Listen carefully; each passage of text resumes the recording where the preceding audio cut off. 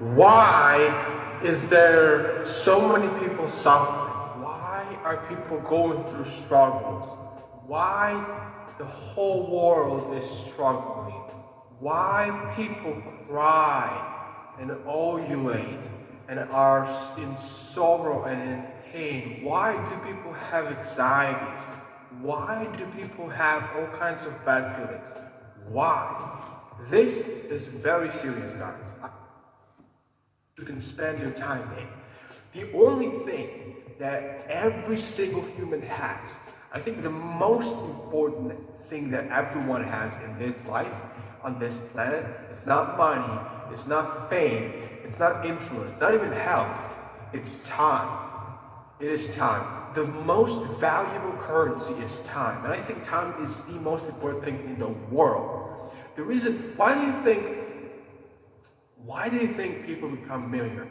Why do you think you pay so much money for Uber, or for taxi, or for internet, or for services, right? For your house, for your rent. Why? It's because the time that would have taken you to get somewhere without a car would have been far longer. The time that would have taken you to recover from the sickness that you got because you didn't have a house would have been far longer than to taking your money and buying or renting an apartment. The time is the most important asset. I'm sitting over here today, right? I'm sitting over here and I'm recording this video and I'm spending my time. And then I'm gonna go ahead, I'm gonna take this video, I'm gonna edit it, I'm gonna process it, and I'm gonna upload it, right? And that will take me time as well. The truth is that all of us, we all have a countdown timer that we are not aware of. Think about how people would have lived in their lives if in front of them they've seen a real number of seconds, minutes, hours, days, weeks, months, and years they have left to live. Think about if you would have had a contact lenses that would have projected you a timer, a countdown to your death. And you would have woken up every single day in the morning and you would have looked ahead and you would have seen, hey, in the corner of your eye you can see this counter and it says you have 9,000 something days left to live. And you see this number declining. You see this number going down every single day that you wake up. I think you would have lived differently. I think you would have cherished, and I think the values that you would have put on things would have been totally different. We live our lives as if we think we're going to be eternal. We live our lives as if we think we're going to live forever. But this cannot be further from the truth, right? The truth is that our lives are short. The 70 or 100 years that we have in comparison to the grand scale of life, 5 to 10,000 or 6,000, that's how long the earth has existed. It's literally nothing. Literally nothing, guys. The eternity that you and I are going to spend either in hell or heaven is uncomparable to 70 or 100 years that we have in this life. So the bigger question for all of you guys is, what are you doing with those hours? What are you doing with those minutes? What is it that you're doing to invest? Or is the things that you're doing while spending your unreturnable time are worth spending your time on? Really?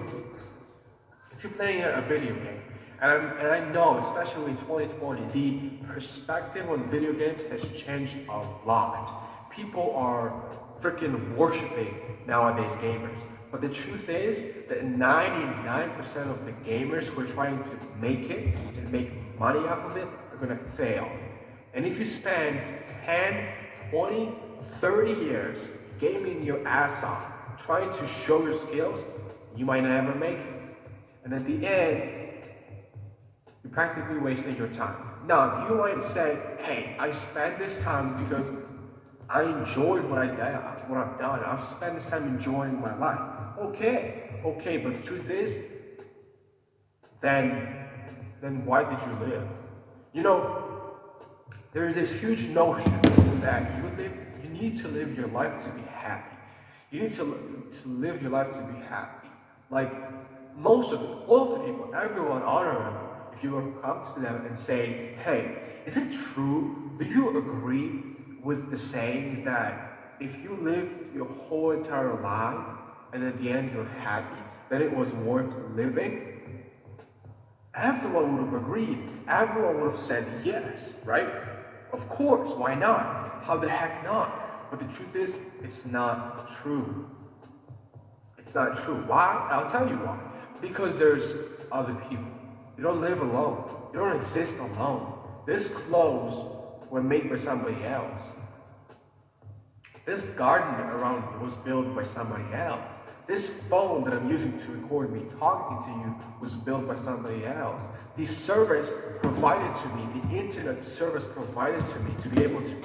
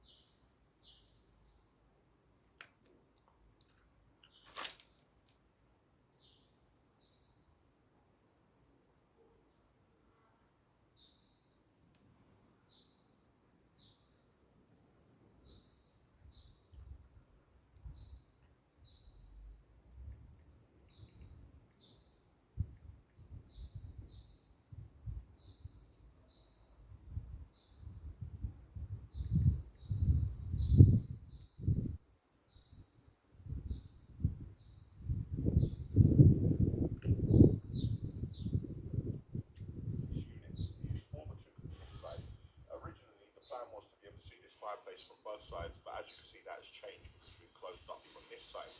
Over here, underneath this window, so right here we've used 8x2 timber and we've had to build the wall out a little bit, and then on this side we've used 4x2 timber. So the entire area has stepped out from the wall because this will be an area where you can sit. We're ready to push on here. We have the drywall adhesive and we have our plasterboard for the dot and dab what's going to be taking place here. I can see by the bucket that we have already been putting PVA on the wall, and then we're going to start boarding this up.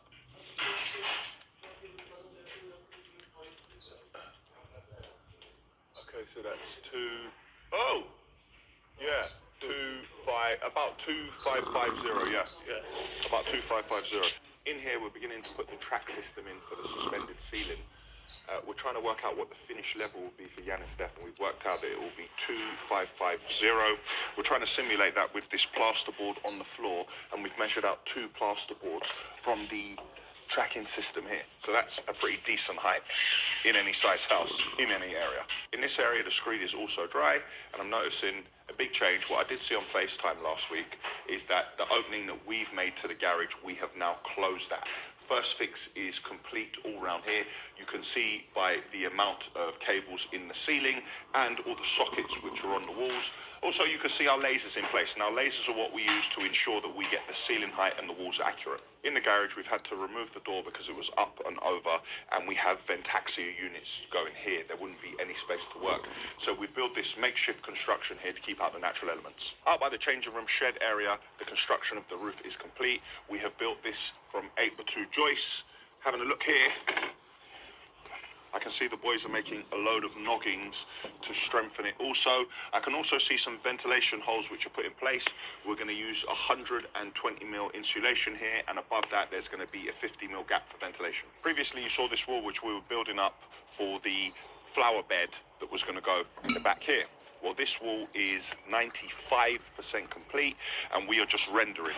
Now, previously, you also saw the base coat of render going on. In total, there's going to be 3 coats of render, and now we are doing the top coat on the back. You can see we have plenty already mixed, and we have someone here helping, the same guy that you've seen doing the plastering. He's the man with the skills with the trowel, and now he is doing the render.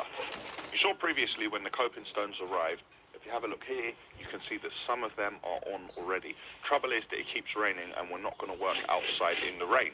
So whenever the rain stops, we go outside, we do a little bit, then we stop. It starts raining again, then we're in and out, in and out. Thankfully, there's plenty of things to do here, and most of the lads here are multi-skilled. So if you can't be outside doing this, then they come inside and do something else.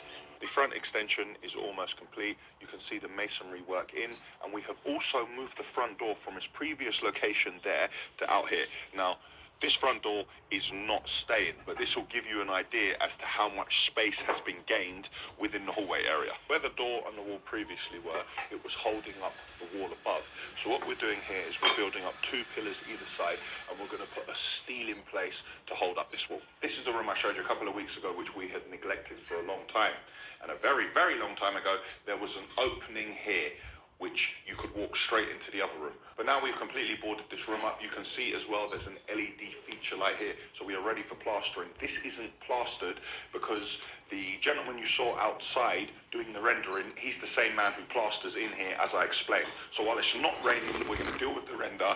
As soon as it starts raining, we're going to come in here and continue plastering. Base coats are on in this room, and we needed to get the walls nice and white so we could put these samples here.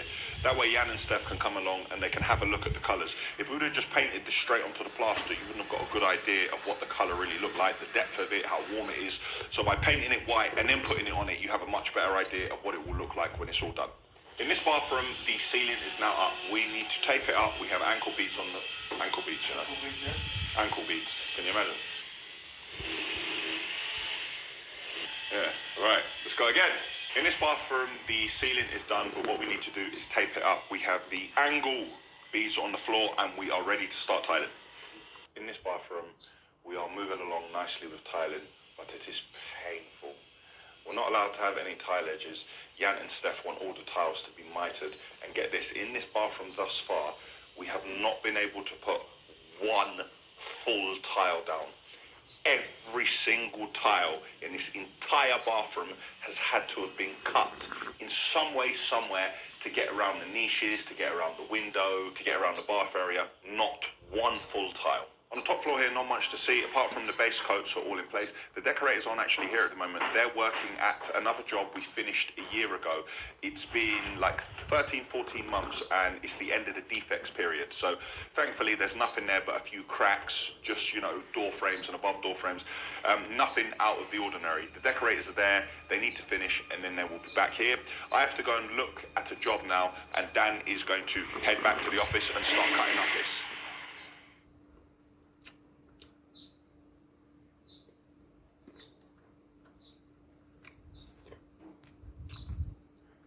Where can you stand and get the... Okay. Where can you stand and get and see as much as you can? Wednesday morning, we are on site.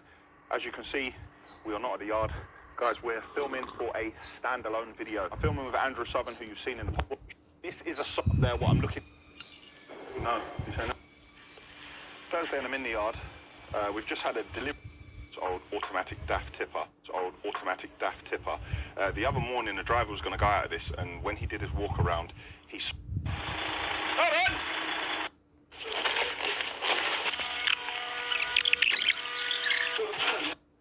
Hi, I'm Daniel, and this is Asheville Weekly, episode 35. This week, we have one train, but a mountain of material to move. I have a full day of meetings in the city. We hope to have the bifolds in at Castle Shalalambus, and we're trialing not signposting the days in this week's episode. One take! I told you I'd get it in one take.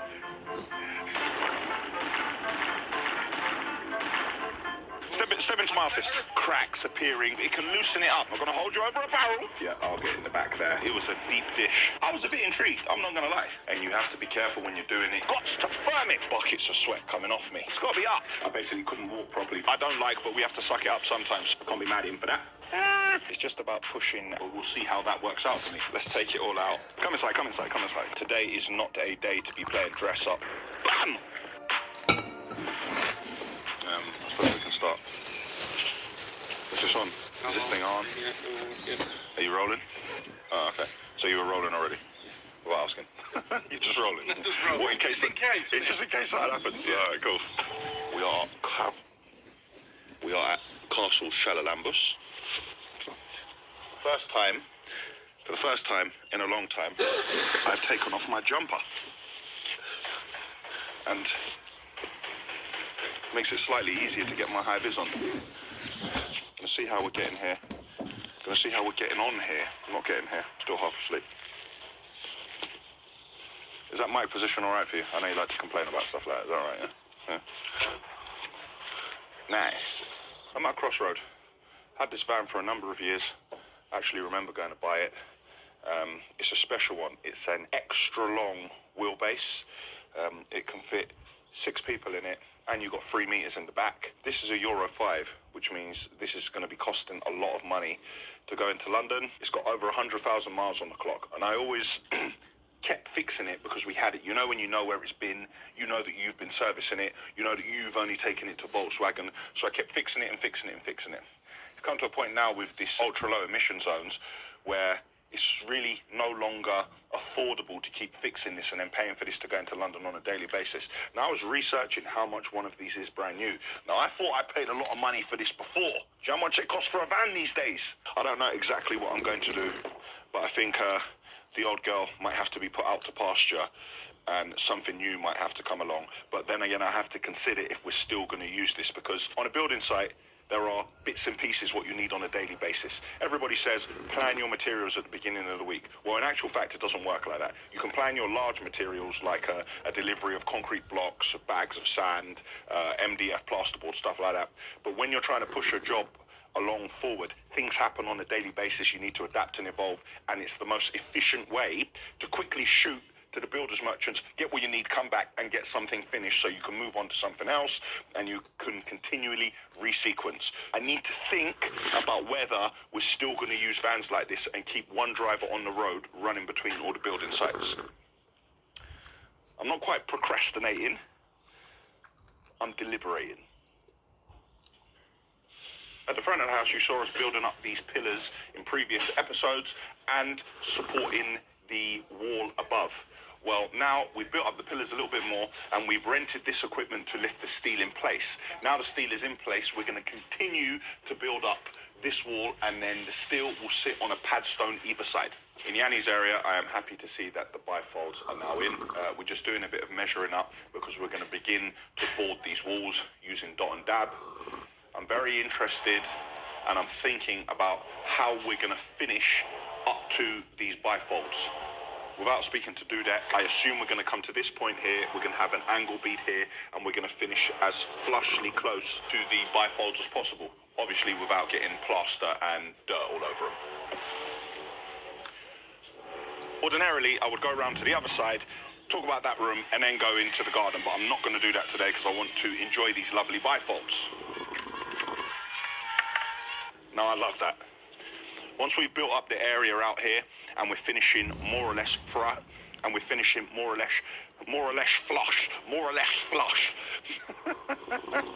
Once we finish out here and we have paving and we finish up to the threshold of these bifolds, it's a lovely way to bring the outside in or the inside out, however you look at it. But I do love a set of bifolds. A lot of other people talk about sliding doors. They prefer the sliding doors, but me personally, stacking one way outside, perfect. This is the world's best shed. I'm considering moving into this.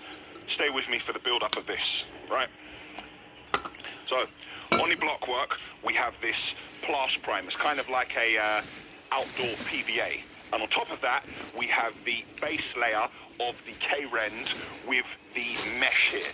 And then we have a top coat of K-Rend as well. You would never think that this is just a shed where people are getting changed. It has waterproofing capabilities and also is slightly flexible. In the past, we've just used sand and cement to render on walls like this, and then you see cracks appearing because of movement and stuff like that. When we do it like this, we don't get any cracks. At the end of the retaining wall for the flower bed and the retaining wall to stop everything collapsing, we have the plant area for the swimming pool. Now, at this point, we can see the base coat of the K-Rend starts. But if you have a look on the other side of the wall, you can see the difference in color, because on the back side of the wall, we have used sand and cement, and that is finished. I was going to go through this way, but the boys have covered up all the bifolds. We're protecting them from dust and debris.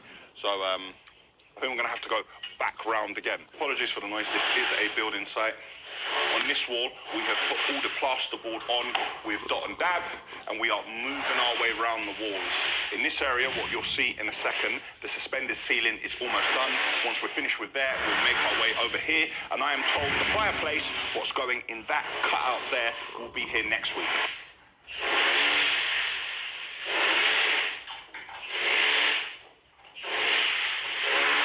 Suspended ceiling here, got fantastic height, and you've got so many different services in here. You've got electrical, we've got data, we've got ventilation, we've got copper pipe work.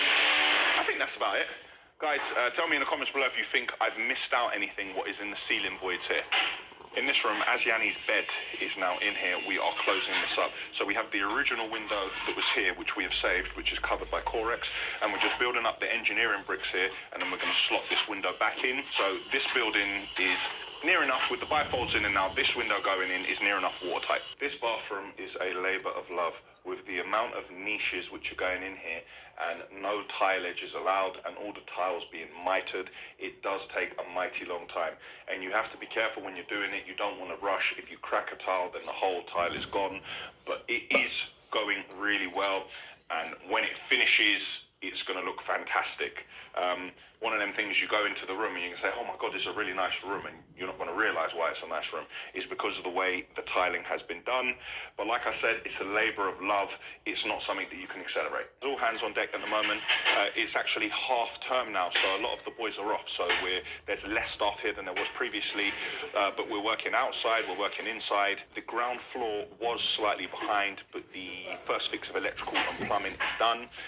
Jan and Steph have chosen their colours, so there's going to be a lot of wallpaper in this house. We need to finish boarding on the ground floor, get those ceilings in place, but we're just waiting on some of the AV guys to let us know about a bit more cables that have to be in the wall. Once we have the walls done in the garden, we're going to start to bring in type 1 so we can start to spread that everywhere and start to get some paving down, because there's a lot of work that needs to be done there. On the upper floors, there's a lot of base coats on, and we just need to start the second fix in places. The tiling is moving along nicely, but a lot of the tilers are not here this week, so that will slow us down in that area, but hopefully we can catch up with that next week. Time is pushing on, got to leave the site. Before I do, I've realized this back box is in place. We are going to do a separate video on this. This house is going to be completely automated, so we're going to have a control system from top to bottom, controlling all the electronic appliances in this house. That's everything from your TVs, from your Blu-ray players, from your projectors, to your lights, to your underfloor heating. Absolutely everything will be controlled at the touch of a button. So guys, stay tuned for that. It's very hot down here in the city of London. Today is not a day to be playing dress up. Obviously got the Asheville polo on today, but I've got that different kind of perforated material which is slightly cooler, because the fully cotton one would have had buckets of sweat coming off me. Back-to-back meetings. It's just about pushing Asheville forward to the place where it needs to be and getting a load of compliance paperwork. Sometimes it's a bit slow. Sometimes it's a bit tedious, and sometimes you're repeating yourself, but it is necessary. So I'm going to try now to get back to the yard, but I'm not sure how the traffic will be. It's half term, so it may be all right. A lot of people, I think, maybe I wasn't clear, I apologise, or some people have misunderstood, and they think Asheville Weekly is coming out every 2 weeks. No, Asheville Weekly is still coming out every week, but what it is, we had a 1 week break, so now every week Asheville Weekly is behind, so it's 1 week behind. And a lot of you watching my deadlift, my mistake when I said 300 ton, look guys, I think I'm a superhero, but I'm not deadlifting 300 ton. I'm going to level with you. I had a number of back problems. I had 2 slip discs, my L4 and L5. I basically couldn't walk properly for about 9 months. That was like 3 years ago. And I've managed to make a full recovery. And it was a long process. I couldn't straighten my back for like 4 or 5 months of that. And it took a lot of stretching and a lot of hanging. I have a bar in my house where I hang upside down to take out the compression in my spine, and I had to stretch every muscle in my entire body. I did train earlier today. I trained legs, and I got a problem with my knees. Before I stopped training, I could warm my knees up, and then after some movement, my knees would like kind of lubricate, but my knees aren't lubing up anymore, no matter how much I warm up. So instead of doing squats at the moment, I've gone back to doing leg press. When I'm doing leg press, because I can't rack the weight on as much as I want to do in leg press because of the pressure on my knees, as I just said a minute ago, I'm actually doing something called the 300. Yes, Leonidas and the Spartan Warriors. I'm doing 6 sets of 50. So on the first leg press, 6 sets of 50 until we get up to 300 reps, and then we move across and do like a different hack squat and leg extension and 2 hamstring exercises, and finally calf. So for all of you who say that I skip leg day, I do not skip leg day. I just have skinny ankles, which I can do nothing about. Just saw an email come through. We are meant to have 1 train this week, just 1, and that train was cancelled. There has been a loading problem today, which means we will not get the train on Tuesday. Very disappointing when you've only got 1 and that's cancelled. That means 100% of your trains have been cancelled. And finally, guys, looking to expand the video team again. Yes, we're always trying to step it up. We're going to be looking for experienced videographers. Yes, Will has come on full time, but we still want to take on more because we want to produce those 2 videos a week and those great standalone videos that I keep talking about. I always like to have things around to give me something to aim for. I have had this on every desk I've ever had for years. This is the Asheville private jet, and here is the Asheville Maybach, even though Maybachs are, okay, well, let's ignore the grill. This is the Asheville Maybach. These are the sort of things that I have on my desk and I have around to inspire me and keep reminding me what I'm trying to do. See there, the driver can open the door, then he can get out, and then he can let me in. Like, here I am. Yeah, I'll get in the back there. But I believe that this is old school now. I believe everyone, I don't even think there's a Maybach anymore. It's a Mercedes Maybach. So yeah, we've changed how that's done. So maybe I need to get one of those for my desk. And there was also a Bugatti here somewhere, but I think one of my godchildren came round and he destroyed it. Can't be mad at him for that. When I said to my mum that he destroyed my Bugatti, my mum said, leave him, he's expensive. So next time I'm going to bring my godchildren to my mum's house and let them express themselves at my mum's house and destroy her things. We were discussing this morning, now full-time. Money. It never comes easy. But now it could. Invest. Yeah, say that again, Tezza. Step into my office. Step into my office. What happened? Will was gassing this morning. Will come in this morning, gassing on us all, saying he's now full-time employee, and we all need to fix up. Will's shaking his head like that, saying no, he's back to doing the Churchill dog thing. His Come head into going this inwards. morning. He said, "Try watch yourself." I said, "All right." Is that what he said, yeah? I'm sorry. Yeah, so Will, after us sticking up for Will and people trying it with Will at college and people trying it with me, Will comes here and the first thing he does is bully Terry. Terry, what I need you to do is I need you to write an account of this and put this forward to your HR manager, which is me. Right. Yeah, and then I'm gonna conduct the necessary interviews to see the relevant guilty parties and the disciplinary action which Will could face for such things. Are you all right, though? On this first, I'll be all right. I'll make it through the day, all right? I'm waiting for the point where Terry says because of what happened with Will, he needs to go fishing. Yeah. I'm waiting for that. It hasn't come yet, but Because of the mental stress. the mental stress of Will trying it with him. But don't worry, Terry, I've got you. And Scania are here, people. What's Scania doing here? Fuel cap. Fuel caps. Mysteriously, fuel caps keep going. The fuel cap. That's another thing in Nashville, and nobody knows what happened, Dan. In this yard, you come in the morning, and every day a driver has lost a fuel cap. Now, ordinarily, I'd like to say someone else is going to buy it, like you lot, you keep doing it, but really and truly, I don't want to not have a fuel cap on. Firstly, because it's illegal, and if they go out on the road, it's a PG9, the lorry will get parked up. And secondly, without a fuel cap, you never know what could go inside the tank and contaminate the diesel, and then damage the engine and the entire system. So it's one of those things that I don't like, but we have to suck it up sometimes. So we buy 4 or 5 at a time. Scania have luckily come here, and when I'm standing here, you can see how sunny it is and the fact we have to put the sprinkler on to keep this area wet just to suppress the dust a little bit. But we can't put too much water, because if we put too much water then the yard gets messy. The sweeper is back in full effect. We have not taken out the dent at the back, but we have a new, and the mirror has been sorted out as well. This is ready to go back out on the road and get cleaning. Bit of a misconception. On the video, where we showed the sweeper restoration, click here to watch that video. A lot of people were saying, why am I sweeping the road when it's wet? I need to wait till the road is dry. That's not entirely true, guys. If you have like thick mud on a road that's built up over a couple of days, when it rains, it sometimes loosens it up for you. It can loosen it up, and then when you go over with the sweeper, it's easier to pick it up. I understand the logic behind driving on a dry road. Sometimes it works well when you go over it in water as well, so don't jump on it every time. What's he doing in the sweeper? He don't know what he's doing. It's raining and he's out in the sweeper. It still cleans the road, especially a new bad boy sweeper like this. There's plenty of feathers and stuff going around the...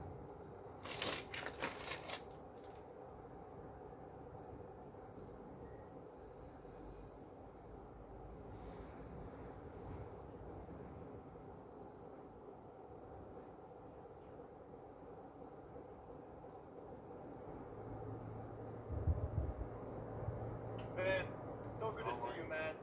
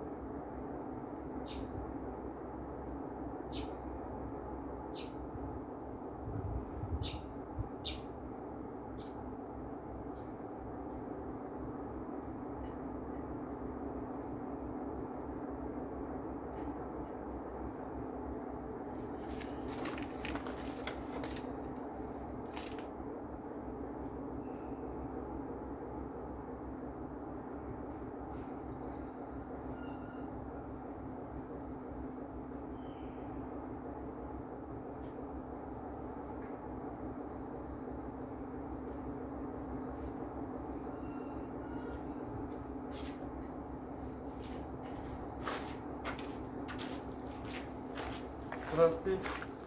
Здравствуйте.